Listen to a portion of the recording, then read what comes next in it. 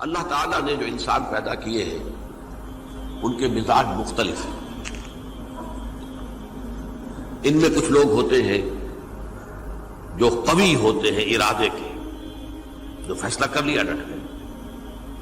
کچھ لوگوں میں وہ قوت ارادی اتنی مضبوط نہیں ہوتی، وہ ادھر ادھر سوچتے رہتے ہیں. کچھ لوگ جسمانی طور پر بہت توانا ہوتے ہیں، کچھ لوگ جسمانی طور پر پیدائشی طور پر کمزور ہوتے ہیں.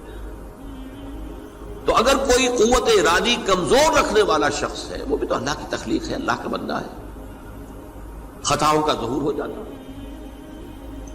توبہ کرتا ہے، پھر کچھ عرصے کے بعد پھر خطا کا ظہور ہو جاتا ہے، پھر توبہ کرتا ہے. تو ہم تو یہ سمجھیں گے کہ ایک حد کے بعد پھر اس کی توبہ قبول نہیں ہونی چاہیے. لیکن حدیث سنیے، یقیناً ایک بندہ جو ہے وہ ایک گناہ کرتا ہے، فقال، پھر وہ کہتا ہے رب مجھ سے گناہ ہو گیا ہے، مجھے معاف فرما دے.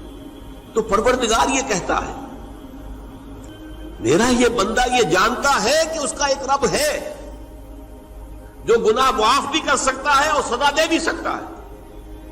کیا مانی ہوئے؟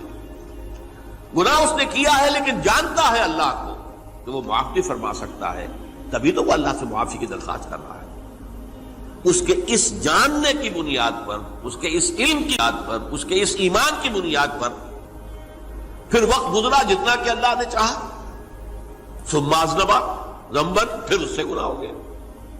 فقال رب، مجھ سے گناہ ہو گیا، پھر مجھے معاف فرما دے. فقال ربہ، اللہ فرماتا ہے میرا بندہ ہے نا جو جانتا ہے کہ اس کا ایک رب ہے، ایمان باللہ اس کے اندر ہے، تبھی تو پکار رہا ہے. اور یہ بھی جانتا ہے کہ وہ گناہ معاف بھی کر سکتا ہے اور چاہے تو پکڑ بھی سکتا ہے، سزا بھی دے سکتا ہے. پھر ایک عرصہ گزرا، اس کے بعد ثم اذنب ذنبا، پھر اس نے گناہ کیا. قال رب اذنبت ذنبا آخر، اس نے کہا پروردگار میں نے تو پھر ایک اور گناہ کر دیا، فاغفر لی، مجھے بخش دے.